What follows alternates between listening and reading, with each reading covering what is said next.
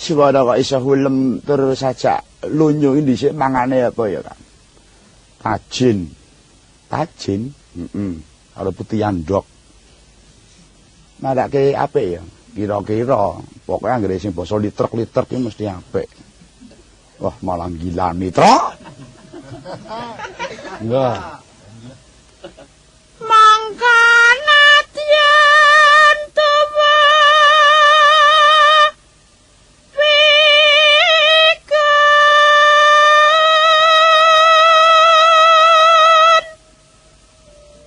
yen tan mikane rasa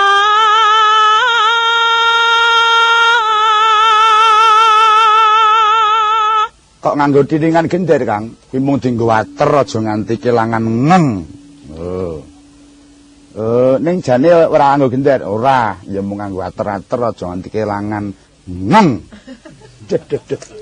Lemune ngeng nganti muncrat. Enggak. yakti sepi asepole resepah samon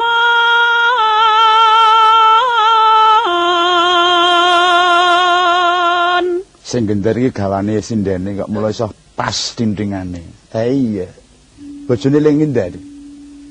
Du. Gitu.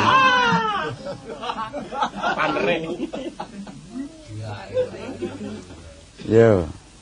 samangsane pakumpulan gonyak ganyu ngleling semi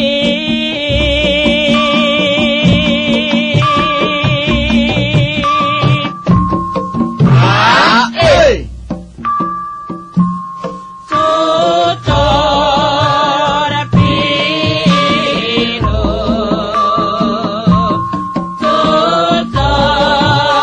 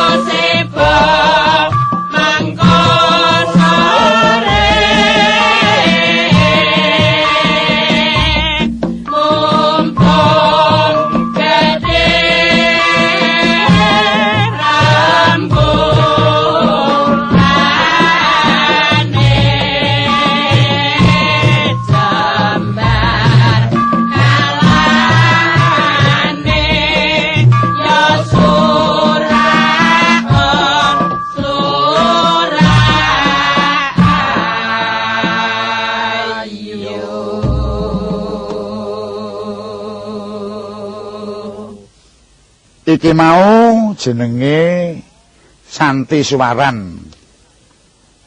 Wah, nek ngono gamelan iki nggo apa-apa kepenak. Wo, kepiye to? Dinggo ngembo-embo dangdut ya iso. Dimbo ngembo-embo lagu mares ya iso. Iya, iya. Garuda Pancasila iki nembango diringi Laras Lendro iso. Iya ta, Kang? Dikandani ya. Ning aku kepengin anu Kang, coba aku arep nyuwun jali-jali made in Betawi sing nyuwada Mbak Sri Metruk, Kang. Ya. Dewi Arimbi. Lho. Arimbi nek nyuwara gedhi. Gedhe iki kenane gedhe derajate luhur. Ayo, kowe gedhe ora cilik plendi? Pilih gedhe. Iya. Swara cilik engko nek nyuwarake Werkudara ya ora pati gandem. Ya jangono Kang, kabeh iki swara iki kodrat, kuwi jenenge ya mengenai orang lain. Lho, aku ki ngandhake, swara ki nek cilik nggo nyuwara Ndara Werkudara mesti ora gandem. Aku ki ora nyalai sapa-sapa kok. Wis ayo coba. Jali-jali made in Betawi, Kang.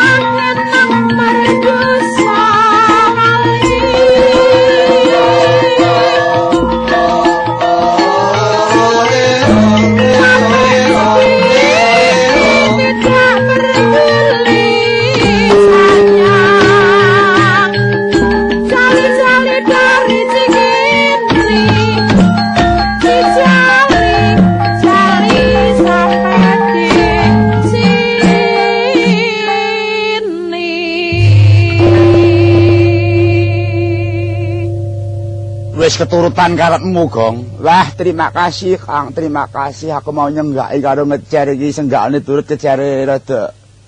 Ya ora apa-apa wong jenenge nyambut gawe samben. Hai. Gong apa Reng? Apa le? Aja ketungkul oleh padha. Muja marang kesenengan. Ayo eling nyang kewajiban.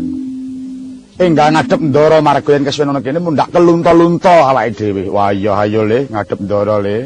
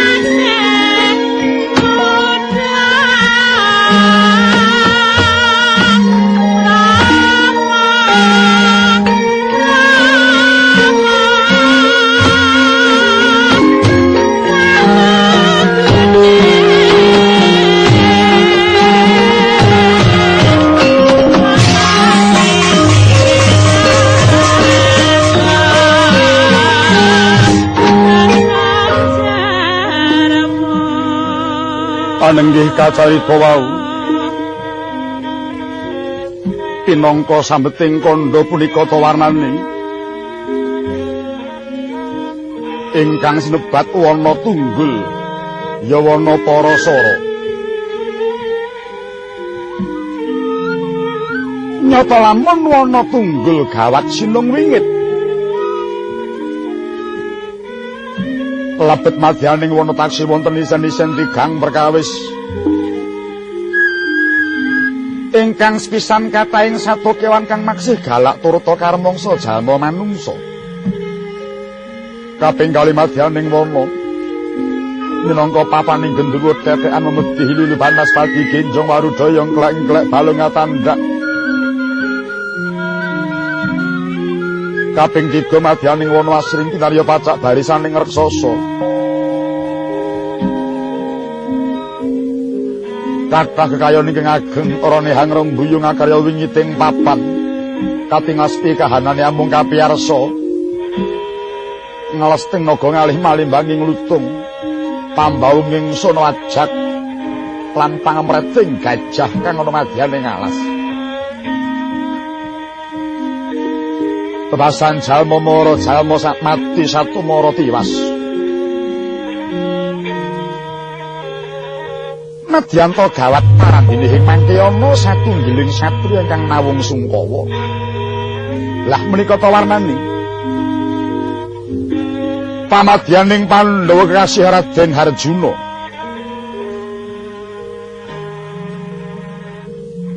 Ya Raden Janaka, ya Raden Permadi. Ya Raden Partosoba Indra Tenaya Pandhusiwi. Kiritin Gudha Kesa. Wibatsu Anaga Yorang Sang Mahabau.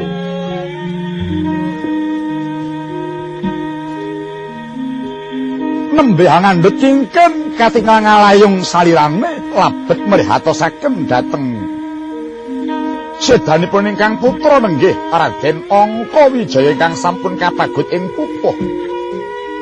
Kaya wis telas kang dadi pangarep-areping Sang Arjuna.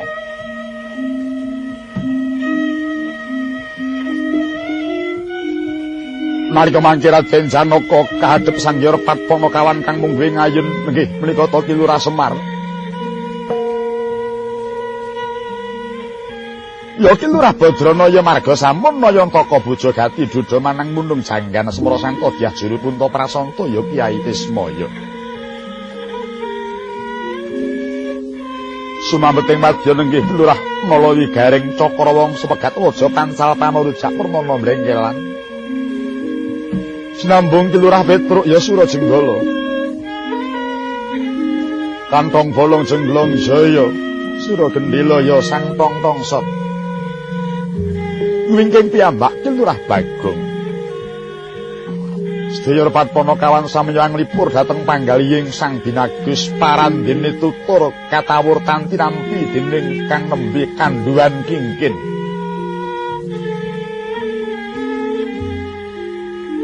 Ciptaning Raden Arjuna dhateng lega ing manah lamun dereng saged nyirnakaken ingkang hanyedanipun putra Raden Angka Wijaya.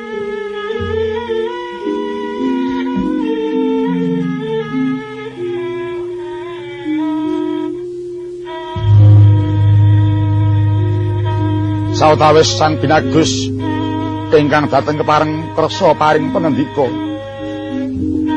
Sigra saya nyaket Ki Lurah Semar kelawan para atmajanira pangkendak tansah sung panglipur dhumateng Sang Binagus.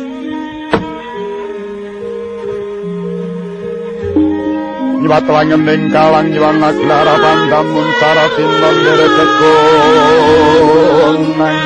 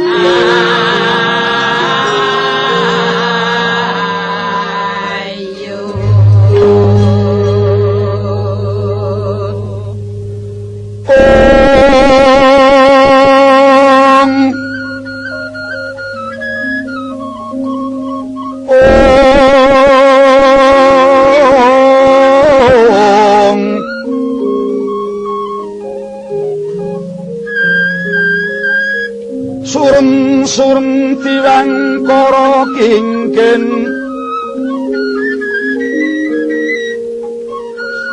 ler manguswa kang layon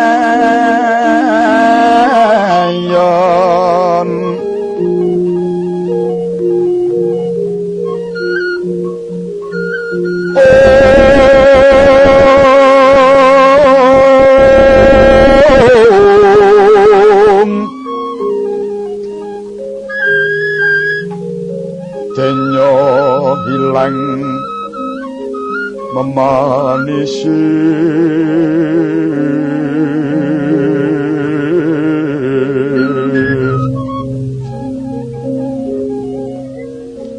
watananira layung kumokucem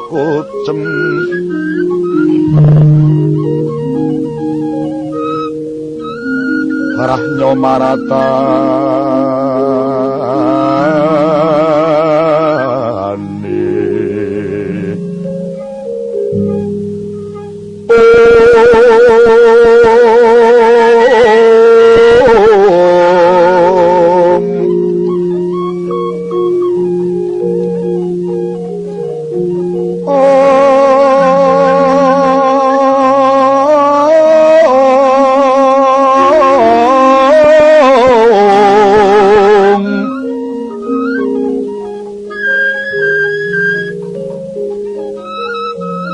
marang saliran nipu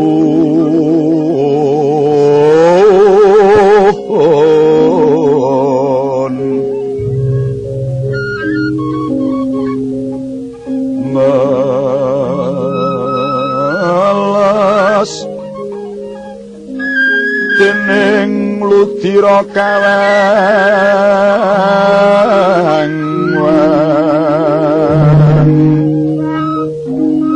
gekono pangsumirat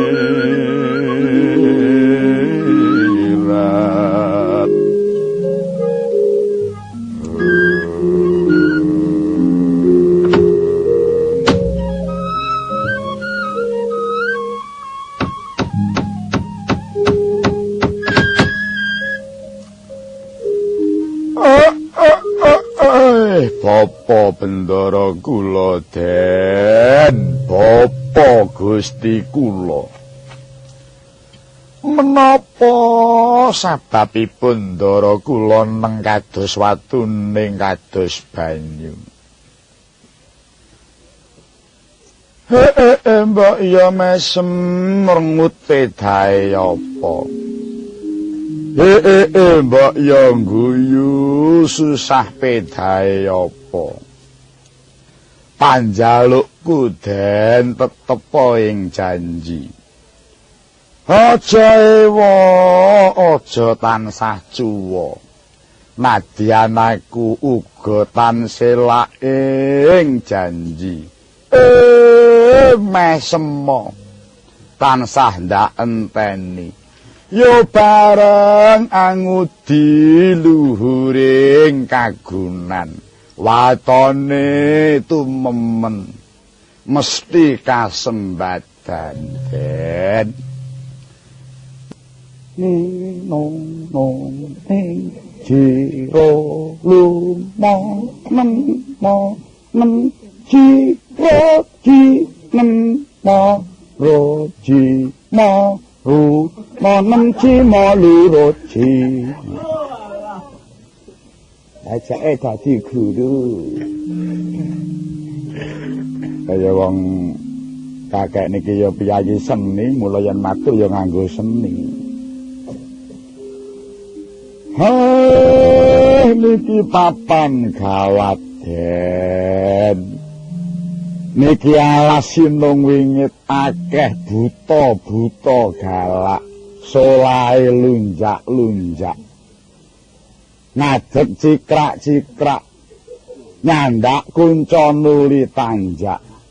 Nuli bali maneh. Rupane ting celoneh. Kae buron apa tak sengguh buron kang remeh. Larang kowe sing marah-marahi. Oh alah. Ora sing arep golek apalan ki nganti engko ya mung nyateti nek putune nembang ae ya, Bang. Nah iya lah. Warna-warna iki masa kakek niku. Kuwi tak mung dienggo ane yo ngilangi sing greget diwek men kae. Diganti nembang mesem, ada diganti buta kala. Hai popo bendara kula Den, kula niki Semar Lawas. Ampun mang padhake kali sing Semar Anyar.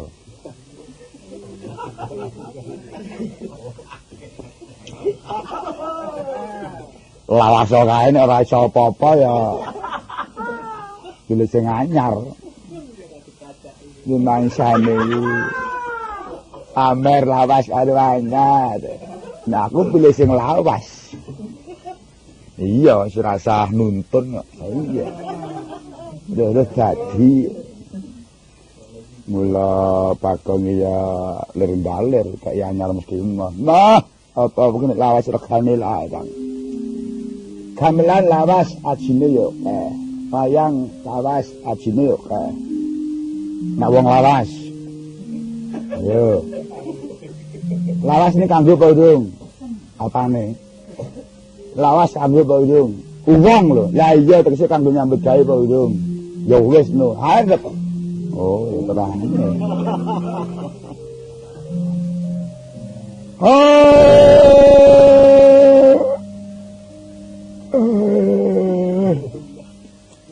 Hai.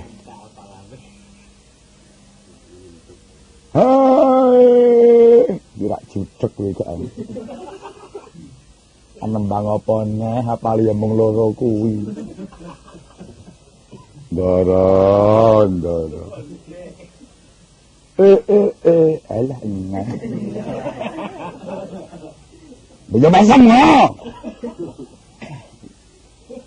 Ngapake senggaane dina ora urut. Angger salah melet. Pokire mangsane ilate dicokot. Singgane ben seneng. Jarene tekan ngendi. Kowe ra wis ngerti to nek aku ki nembangku mung loro kuwi sing tak apal. Kok kowe ora ngajari aku neh. Ayo. Kowe iso nyenggaki jali-jali mau. Kalau aku mamah lho ya. Oh. Muni ene kok ora iso. Ayo sak karepku to. Wong mlemu iki cangkem-cangkemku dhewe. Lah, rak nyang ndi. Iki pira bara bendarane dilipur. Ndara Sungkawa ki menggali perkara apa? Coba. Kowe do ngerti ora? Tenteleng. Rumangsaku kok wareg karo luwe padha wae. Luwe ora kelingan, wareg malah blas. Menungso kaya ngono. Wis ngerti ta nek aku ki yo mung mbok yo mesem. Halo. Kok tak jaleki pangkur nyamat. Keparat menungso kon tahan. Lakune jan kaya hansip. Ha iya cincin kok ketok bokonge. Ya men. Mangsaku. Ya di alus bokongku tinimbang raimu. Wah, agakne muring. Perkara nembange kok digawe serwe. Ngriki wonten buta galak nggih. Ora didialani mulek lho nek. Selae lunjak-lunjak. Ngadeg jejeg Semar. Den, kula namung ngimutaken dhateng paduka nggih, Den. Ndika niku satriya darah Witaradya. Kedah enget. Satriya darah Witaradya. Wita Radio. Aku nek nganti kleru Wita Bandi. Wita Radio niku gadah napa niku? Alah wong ora apal kok wejangan. Gadah Mbok ya mesin. merengute gawe apa? Lah, rak niku to. Wah, kleru ngono kok niku. Ben kula pun nate ngapalake petikan Serat Wita Radio. Ingkang nemu pitutur 11 bab. Wis meneng rek. Meneng kok. Dijajake apal tenan. Angka 1. Taman kanak-kanak nganggo angka. Ingkang dipun wastani Jagra Angkara Winangun. Sing tegese menungsa urip demen meper hawa nepsu. Ayo, kaya ngrungokno. Mumpung aku gelem kandha. Nggih, Rama. Nggih, Mo. Ya, Pak. Ingkang kaping kalih sinebat Sarjana Marjayeng Westi. Ing mriku mengko banget tiyang ingkang linangkung menika ingkang saged nyingkiraken bebaya utawi kamurkan. Kaping 3 sinebat Puwara Kasuk Kuwasa.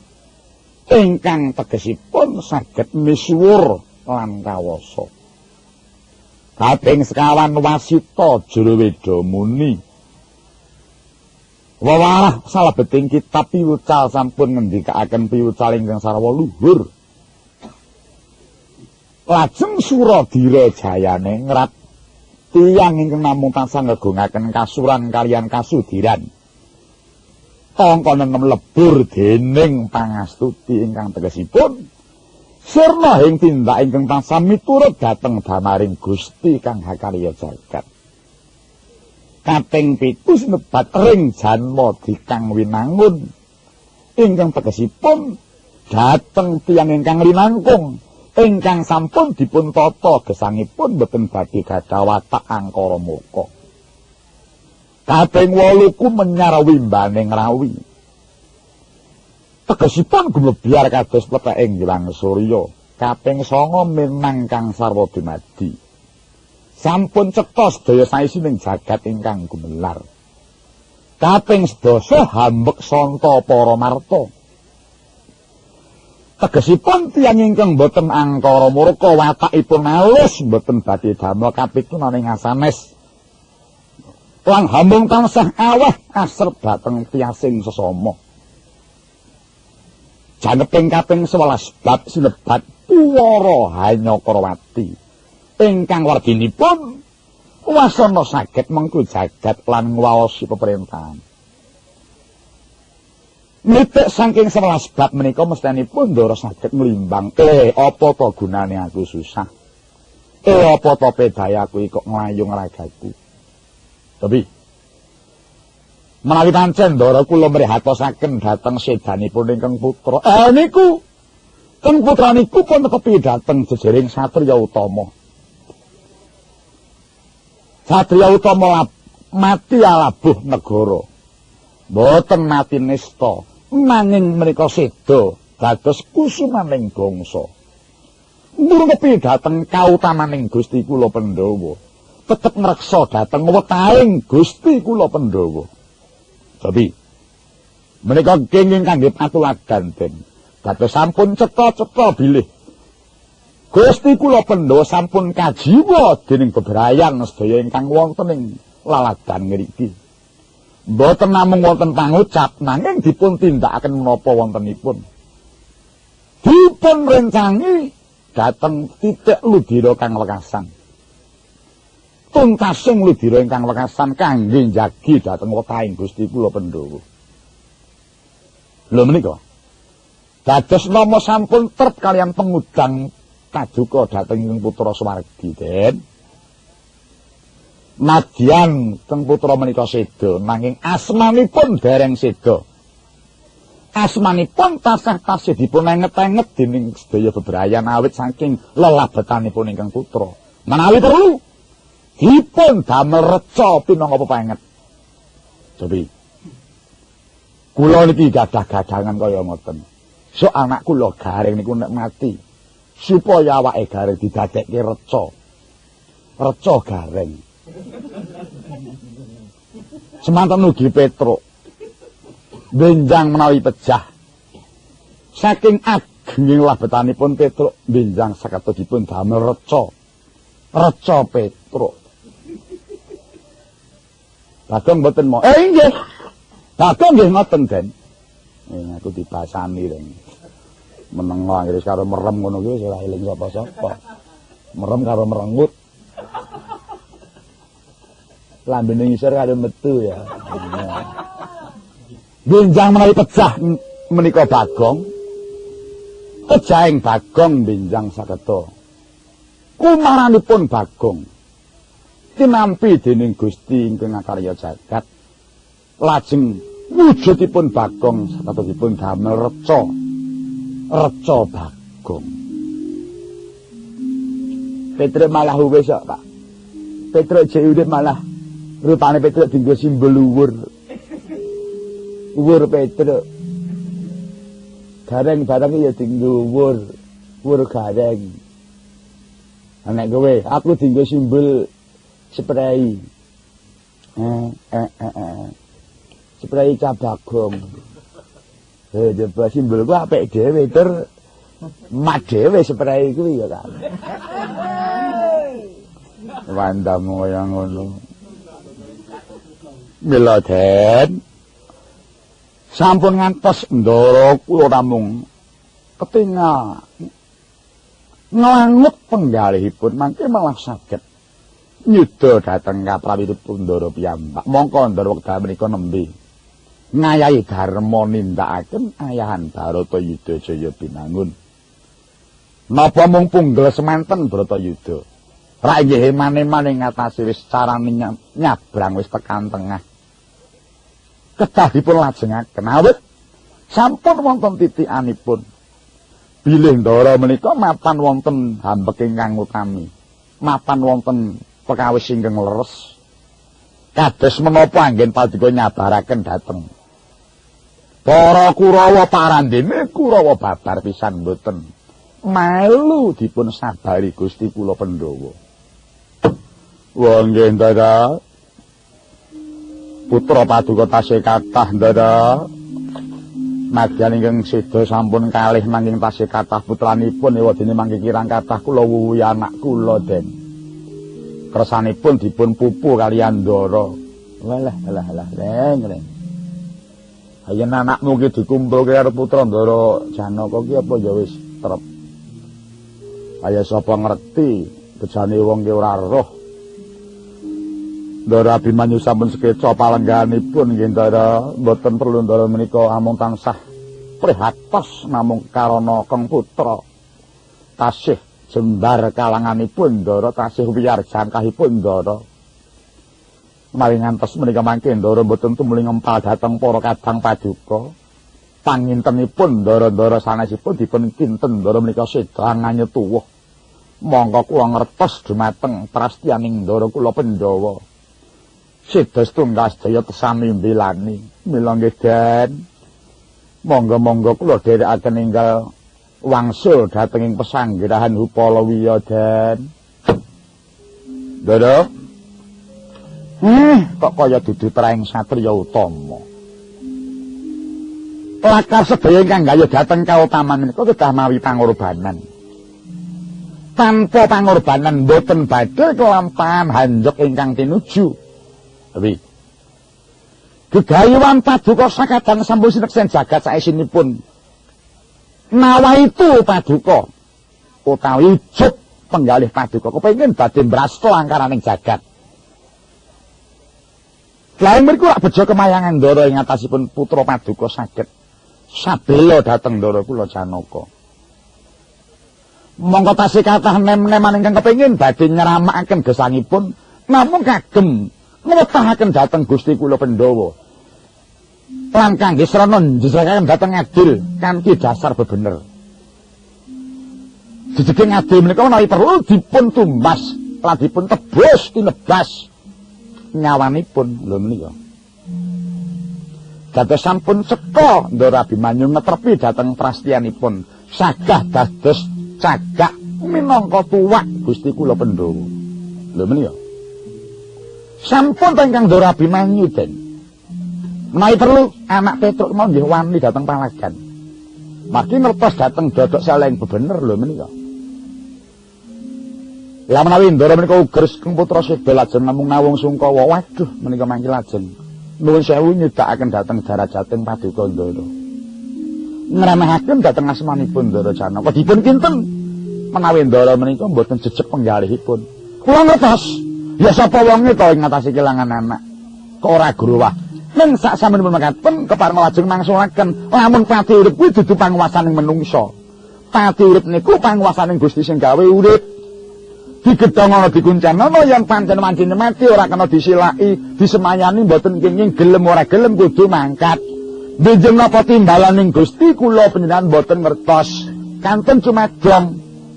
Amargi wonten paripaos wong urip ki mung mampir ngombe. Lho, Tri. Sekedap tiyang gesang mila mumpung urip tumindak sing apik yen matan mati ninggalo lulang, gajah mati ninggalo gading, menungso mati ninggalo jeneng. Mumpung isih urip ayo golek jeneng sing apik. Carane kepiye? Ayo gayuh nyang kautaman, manggon sing bener kanthi dasar adil. Aja sok gawe sirike liyan, aja sok natoni liyan, aja sok gawe tatuning liyan. Lan sanes-sanesipun kepara turadanya didanakake marang fakir miskin, gedhe ngamali bakal entuk swarga ganjarane niku. Ampun kaya Bagong. Nggih mbako menjaluki mboten entuk. Paksa ngrusuhi ndake gareng. Engko nek nglinting ya gegeden. Sanguku pas-pasan nek nglinting sak jempolan sikil. Nglinting jek disumpengke, jek diapep, jek dijapit. Alah. Mila Den, monggo kepareng kula aturi jaring penggalih. Pun ta Den, mengke ndak malah meteng-meteng dalane Kang Putra nggih Den. Kang Putra pun pernah palenggahane Den, ampun ngantos Ndara. Amung tansah Sungkawa mawon. Menawi pancen Ndara kangen kalian Kang Putra kula aturi nyawang kula. Kula niki nggih pun sami kalih Ndara Abimanyu. Apane sing padha iki? Kuninge, nek Ndara Abimanyu iki kuninging kulit, nek iki kuninging untu. Beda no. Arep tak sikati yang mung untu siji piye. Jer klewak-klewek nang jero lambe. Mila Den, kepareng Ndara kula jaring penggalih. Sampun ngantos kalajengaken duh kitaning Ndara kula. Sikra kang para tuningal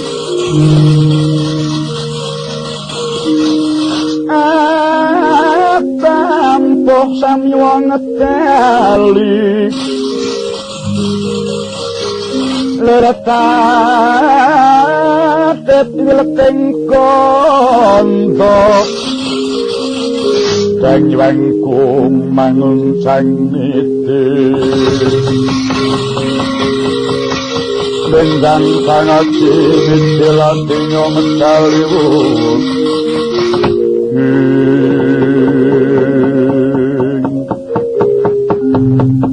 Madyan kaya bakat sewu haturi merpatono kawan parandine babar pisan tampi nenggalih dening Sang Arjuna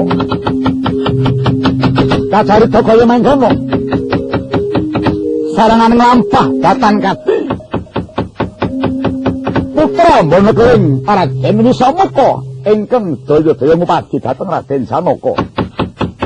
Ing mangke dupi wuninga dhateng Perneng Sang Binagus Daya daya pinrepekan dening Raden Wisamukha.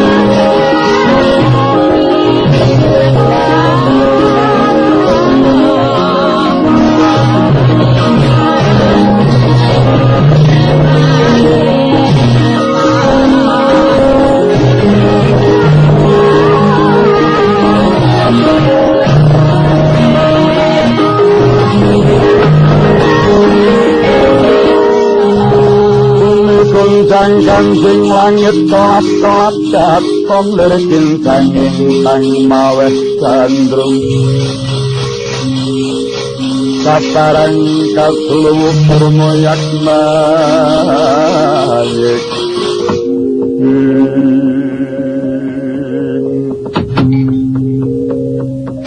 Ya jagat dewa Bathara ora jagat Pramudita Ndak pintong kara ngaya lipa jebul mapan ana ing kene kuwe Janaka Dina iki mara sumurupa aku kang dadi senopati saka ing pasanggrahan Bulupitu Apa bedane karo anakmu Apa bedane kelawan kang wis kapaguting pupuh Satunda sabilik-bilik aku mung bakal kepengin kondang kaya anakmu kang kabeh padha alok lamun to anakmu dadi kusumaning bangsa ingkang iku Janaka Nara manuta kelakon ndak pocok utawa manggamu sirahmu bakal ndak aturake marang Wa Prabu Duryudana lamun aku wis kelakon igas janggamu ing kene margane aku bakal antuk kamukten saka Wa Prabu Duryudana kang sakteruse aku bisa mukti kang tanpa nyuwun marang wong tuaku ingkang mangkono ayo Janaka manut kowe tak tigas murdamu dina iki Anodari tias riwut urut rawat welati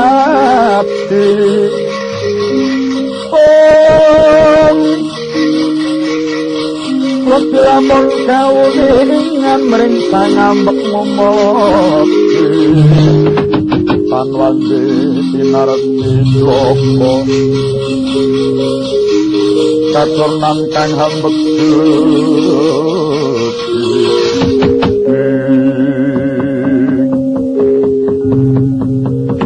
mangkono Raden Janaka dupi miyarsa marang pangandikaning Raden Wisamuka ya arep nang netra hamandeng dhateng Raden Wisamuka sloga lan swarane tanpa beda Raden Nangkawijaya mila nganti baliro ing panggalih Sang Binagus nggih mas paosaken dhateng Raden Wisamuka labet saking tresnanipun dhateng Atmaja kinten Wisamuka menika Raden Abimanyu Batan sarana tinubuk dhateng Raden Janaka katingaline loro kelawan Sang Binagus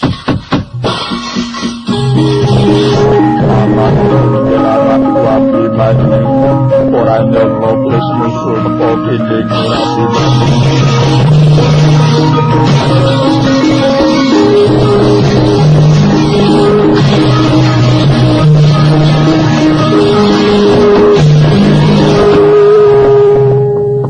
anakku lanang nggih Abimanyu sira kudu ngerti nggih ndak rewangi aku angsah ana ing rananggono sapa to kang ndak upayakake kamukten ora liya mung kajaba kuwi nggih Abimanyu ayo nggih Abimanyu tak kanthi kundur marang pesanggrahan nggih ibumu wis kangen marang sira nggih Janaka aja baliro pandulumu wis padakno aku dudu Angkawijaya aku iki putra Mbana Keling sira iku pamanku nanging aku pedah apa nyebut paman marang kowe krana kowe mungsuhku anakmu wis mati aja ngengleng banjur kodheng satemah nganti minger nggonmu nonton marang aku anakku nggih anakku ayo nggih tak kanthi kundur marang pesanggrahan yo nggih ora perlu kowe dadak ana palagan cukup kowe lenggah ana ing kedaton Wirata yo nggih anakku Anakku Abimanyu aku wani ngramakake uripku gersira kulub gelem mituruti kang dadi dawuhku Abimanyu. Kowe ladalah njarek perkara ing kene marganing atimu kowe Paman Janaka.